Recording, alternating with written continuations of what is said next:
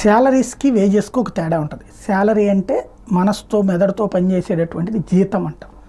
Wages అంటే శరీరంతో పనిచేసేటటువంటి దానికి ఇచ్చేది వేతనం అంటారు. ఇప్పుడు ఈ వేతనాలు వచ్చేటప్పటికి మారుస్తూ ఉంటుంటారు. పెరిగినటువంటి అంటే శాలరీస్ వచ్చేటప్పటికి డిఏలు టీఏలు లేకపోతే మన ఆఫీసుల్లో ఇచ్చేటటువంటి మనకి జీతాల పెంపులు అనేది ఒక సిస్టమ్ ఉంటుంది. వేతనాలది కేంద్ర ప్రభుత్వం నిర్దేశిస్తూ ఉంటుంది ఈ మార్పుల నేపథ్యంలో. ఇప్పుడు తాజాగా అక్టోబర్ 1, 2024కి నుంచి ఇంప్లిమెంట్ చేయడానికి గాను కేంద్ర ప్రభుత్వం నిర్దేశించినటువంటి మినిమం వేజెస్ అంటే ఇంతకంటే ఎక్కువ ఇచ్చుకోవచ్చు కంపెనీలు, ఇంతకంటే తక్కువ ఇస్తే కేసు పెట్టచ్చు.